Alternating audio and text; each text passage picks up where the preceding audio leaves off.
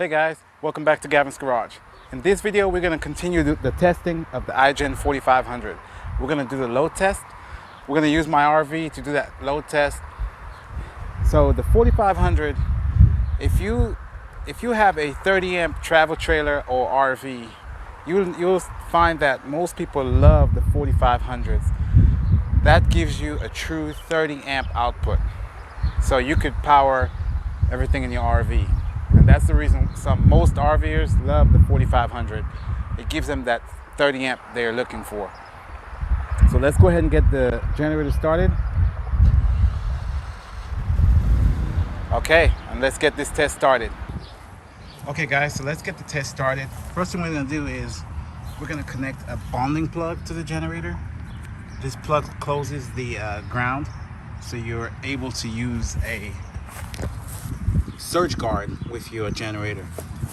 If you don't have a bonding plug, you will not be able to run a surge guard. It will say open ground. That's what you need. You need a bonding plug to solve that problem. Let's go ahead and start the generator. So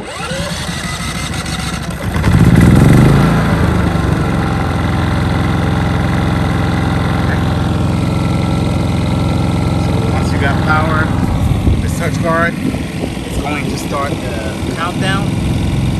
It has 128 seconds. Once it counts down, it should introduce the power to the RV. What it's doing is checking the RV, checking the generator power, make sure it's stable, it's not surging, there's nothing at fault, and then it's going to open the RV to the power. Always use a surge guard, guys. Another thing you want to use a surge guard for is in the event you run out of gas and the generator starts shutting down, that voltage is going to decrease. It's that decreasing voltage that can ruin appliances in your generator. Always use a surge guard when you're using a generator. You can save your refrigerator, TVs, all that stuff. It's very wise to do. Another thing you can use is one of these testers. It will show you open ground, open neutral, open hot, reverse ground, reverse hot, reverse. It has all this different settings, or it will say correct. The two orange lights are on. You can use this to test your power in RV park, or you can use one of these, which is a digital monitor. It does the exact same thing, but if it detects anything, it will have an alarm. These are some of the things I use when I plug into an RV park. I don't trust anyone's power. I always use a tester, a digital monitor. Anything goes wrong, this will alarm. So get you guys some of these. Okay, it should be almost that time. There you go. Power's on.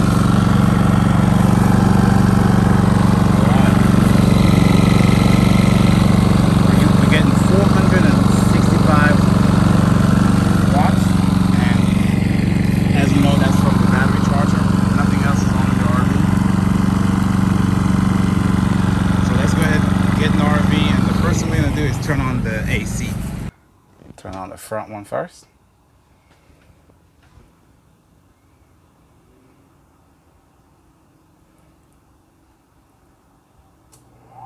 There you go. Turn on the second one.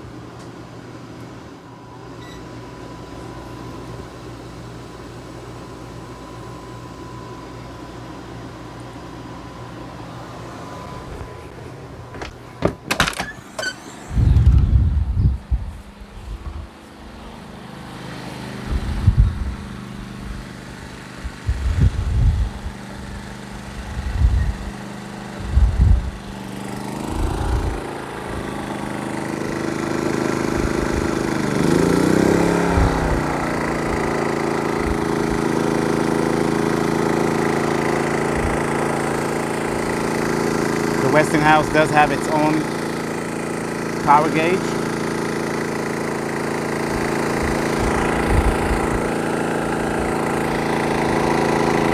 You can run through the settings right here. That's fuel, remaining fuel.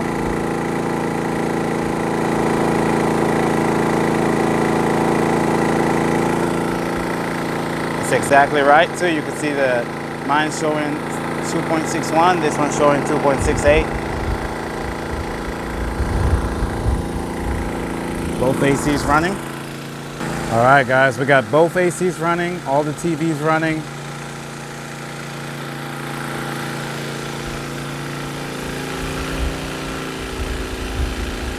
It's at 3,000.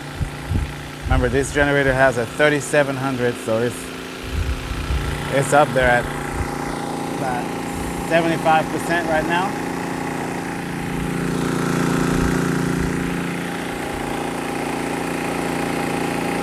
Okay.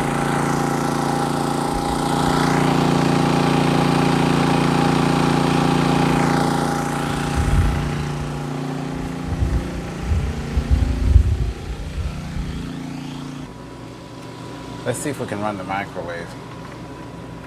Let's put something in here. Go 1 minute.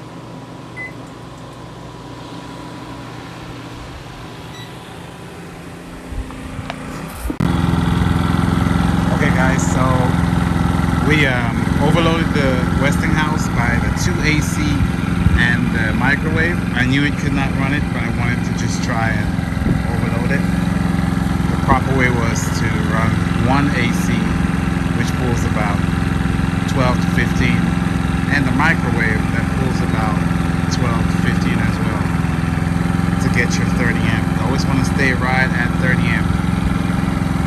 So let's go ahead and then redo the test the proper way. We're going to run 1 AC and the microwave. Once you overload the Westinghouse 4500, you just push the reset and it will restart the power. As you can see. Okay, so we're gonna wait for the delay time. The countdown, 128 seconds. We should get started. The most important thing is that the Westinghouse 4500, you can power your 2 ACs by itself to keep everything cool throughout the day. You can run all your TVs, but you cannot run the 2 ACs and the microwave. It will overload. Let's go ahead and turn on the AC. Turn on the second AC right here.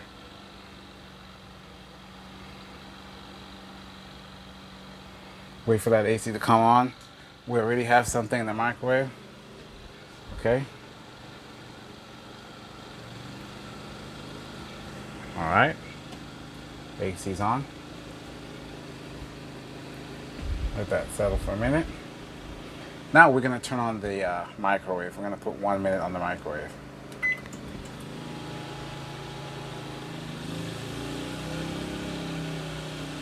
There you go.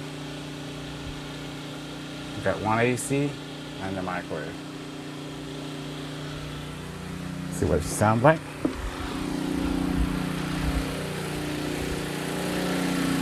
See, 1 AC and the microwave. You're pulling right at 100. 3.46.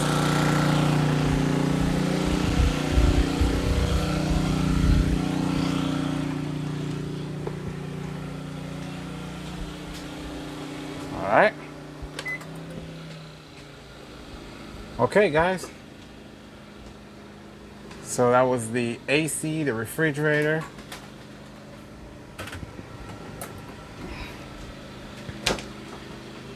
And the microwave.